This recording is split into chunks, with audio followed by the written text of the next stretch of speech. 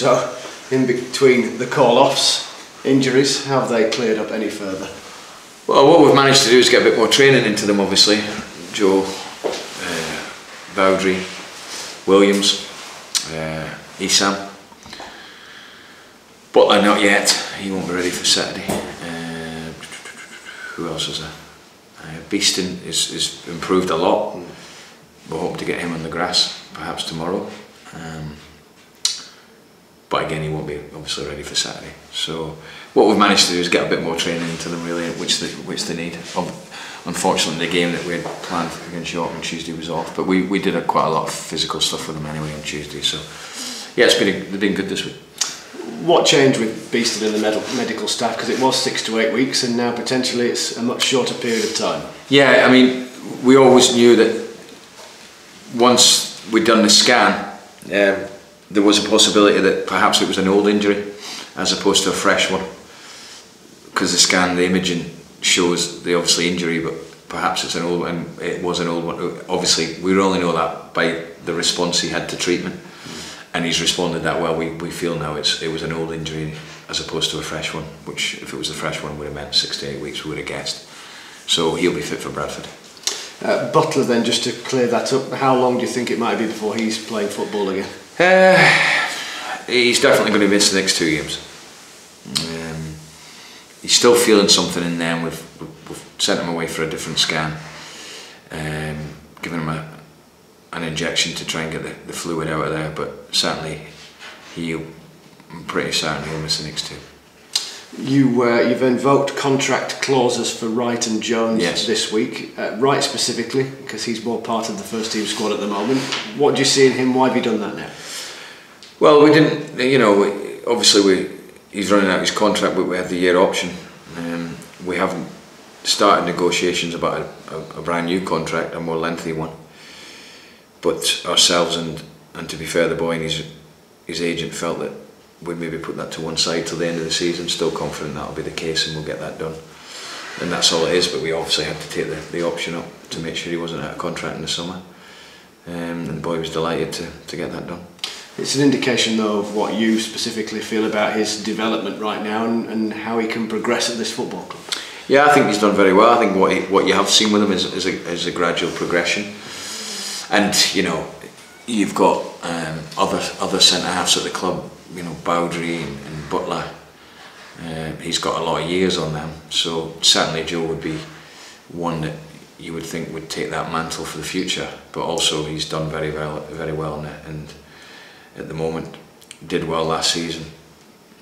Probably didn't play as many games as he'd hoped, but when he did, he did well.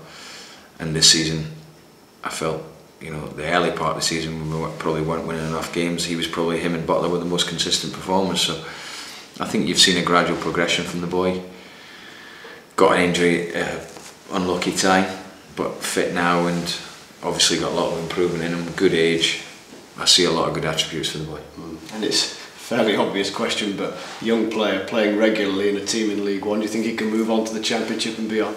Yeah, well, you hope that that's with us and in time, but certainly he was, with his form and the fact he's young and he's got the height and centre half and all the rest of it, certainly he was one that clubs were generally showing an interest in. But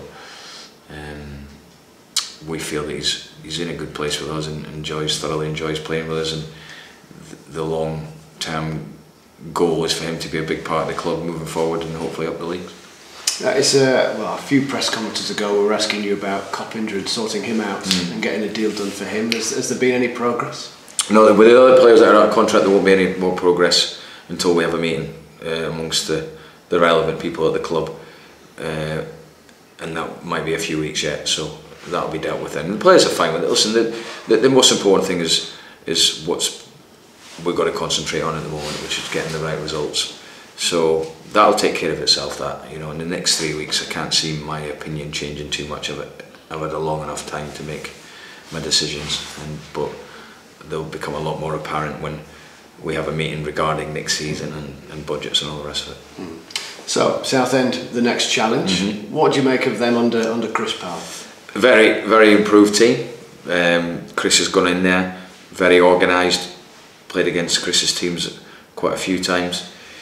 They are organised, play off quite a solid formation. Don't see that changing too much for Saturday. Perhaps a change in personnel because of the result last week against Walsall. But first 5 games, 4 wins and a draw, fantastic start. And unfortunately, as a manager, you have to accept that you're going to lose games, and the run's been broken by Walsall. But it'll be a tough match. Lots and lots. Probably, in terms of the pedigree, experience-wise, the most experienced team, and probably in terms of Premiership, I think we've got 6 players that have played in the Premiership. A lot of good experience in the team, a lot, and they know how to play in terms of the shape. Pitch is awful, so that'll have to come into it, but it'll be I don't think it'll be a game for the purists, let's put it that way. I was going to say, there was a lot of talk in the paper last weekend, and the paper's down there, I suppose, about the pitch. Does that clearly make you alter what you want to do with Doncaster this weekend? Perhaps not so much in terms of, I think we've got to come to an understanding, or I have, that, which I have, that the pitches have gone in most of the clubs. It's unfortunate. I even looked at the Blackburn-Wigan game, and there wasn't players playing from out from the back. It was back to front quite quickly, because the pitches aren't as good as they have been. Probably the best one we will play on and have just done is the Rotherham one. But certainly our own pitch has had a problem.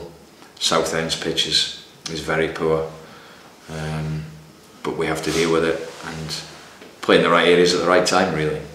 4-1 would be nice. Doesn't seem likely with that pitch, regardless of how well you or Southend play. Well, the last 2 times we've played them, we've won by 3 goals. So, we had a gear out, obviously, because we know why. But yeah, the game here was strange. They went ahead. There was a controversial moment when the midfielder should have been sent off. I think Whiteman scored a hat-trick in about 5 minutes, and the game was over. And we did a lot of good things that day. We had a good performance. And hopefully we'll get a repeat. You just go there and hopefully get the win. You were talking a moment ago about, well, clearly just concentrating on the football. Do you have an idea in mind as to the types of, or the volume of wins you're going to need to make sure, all bets are off? No idea, because you just don't know what other teams are going to do. Went to the Walsall game on Tuesday and Rochdale got a convincing victory. I always say the same at this stage of the season. You've got teams fighting to get in the playoffs, teams fighting to get automatic, teams fighting to stay up. It's all very, very close, whatever way you look at it. There's not many teams, maybe 2 or 3 you would say, that can't do either. So usual stuff going into the last 10, 11 games of the season. We've just got to take care of our own performances, well, our own results and performances, and do as we've done all season, take care of each game as it comes. I think we've got a tough game on Saturday, but as we've shown, we've got to do certain things, and particularly we've done well in the last 2 games. Do you almost get the sense that right throughout the divisions, last 10, 12 games, everybody focuses in just that little bit more because of the tone of their seasons are set, so whether they're trying to go up, stay up, or whatever? Yeah, I mean, it's in football. It's funny how it changes so quickly, and it really is. In 3 games' time, if you get the good results, you're looking at a very, very good end to the season and a good finish. If you don't, you're looking over your shoulder. It changes so quickly, so there's no real advantage to be thinking about 5, 6 games ahead. You've just got to concentrate on the game ahead and stay very, very composed and very calm, which the players know that'll be the case, and just try and prepare as we always do, as best we can for each game.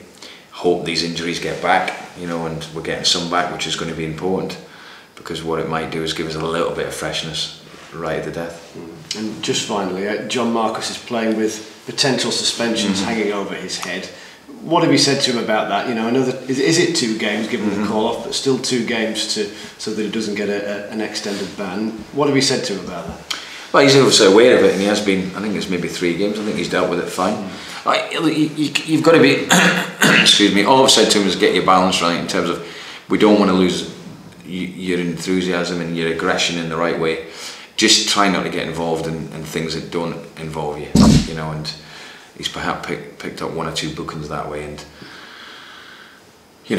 be sensible really, and a bit of common sense, and he's shown that. I have to say, the Rotherham one was the one I was concerned about, given the nature of the way the game was, but I thought he handled himself very well.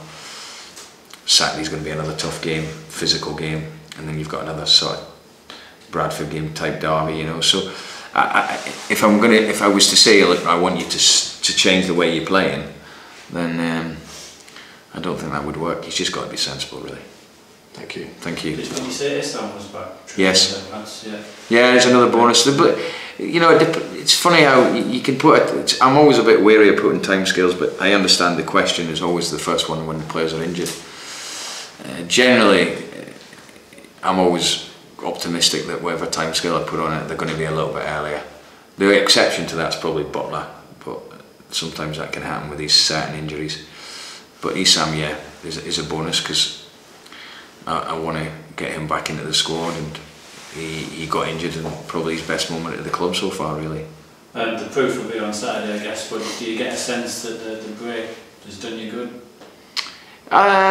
I don't think it's a bad thing, given the stage of the season we're at. I think now we come into March, you know, you've got maybe 7 weeks of the season, 8 weeks to go. At this time, you're loading off them. You're really just rolling out for the games and keeping them as fresh as you can. In terms of the training, you're probably toning it down a little bit now, and it's more short and sharp. I don't think it can really be a bad thing, because the next couple of weeks are a little bit different, you know. After Saturday we've got 9-day gap, so there's another bit of a break, so we've got to make sure we manage that properly and make sure that when we are training it's short, but we're at it, which generally they are, and the intensity is good. And then you come out of that and we still don't know if the Blackburn game might be off because of the internationals, because that could be another break. And that would mean then that we have got a slight problem for April, because that would mean already we've got 6 games, we could have 7. So again, you would have to put a plan in place for that, and that would simply be a case of rolling them out for the games and keeping them as fresh as you can. So that could give us a little bit of a problem in terms of how many games we're going to have in April. But certainly at the moment, regardless of how many games we have left or when we play them at this stage of the season, it's now toning the sessions now. Just a word, like a couple of lads, Craig Alcock's come in from nowhere, really. We were led to believe that he might have been away in January, and now he's done a very good job for you at right back. Just a word on him, really. And has he possibly changed your mind with regards to a new deal? Well, Craig, I've known him and Roe, I've worked with his longest in terms of obviously my previous club. I always know what I'm going to get out of Craig. It's steady, very steady. In terms of, and that's not been that's a compliment. You know, you can sometimes with players, you know, you're going to get a 7, 8, and he's generally there. He's now playing it right back, and it has done well. With Craig, he's very much, he needs that first couple of games, and then when he gets that confidence, he becomes a very, very consistent player, and I'm hoping that's the case. And if he ends up cementing that position and being very consistent, then of course he would have a better chance of continuing at the club. There's no doubt about that. Just on Alfie as well, I was looking through our system the other week, and I found a picture of him playing in the Leeds Sunday League. I think it was only a couple of years ago. How surprised are you at just how quickly he's adapted to this level of football? Beasting. Yeah. I'm not overly surprised. I've seen quite quickly something in him that I thought we could develop quite quickly. Physically is where I've been quite surprised. He's handled that side of things very well. But I'm sure, as you right know, Paul, I'm a big fan of his, and I think he can go on quite a lot. But I'm not overly surprised, because you've seen the ability. Where he's good is he's very good feet, good balance, finds space very well. My worry was how he could cope with the physicality of games, Saturdays, Tuesday, and he's managed to do that recently very, very well. And certainly the way he was playing, he was proving himself to be hard to be left out my team, and when you get that, you know he's in a good place. Darren, just finally, you've spoken about the experience in the Southend side. Just before the season, did you expect them to perhaps be contending for the top 6 this year? I don't know.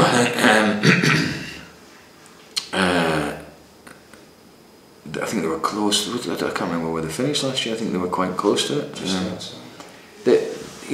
What they had was a very experienced team plus a very experienced manager. You know, and Phil Brown. Unfortunately, they went through a bad run,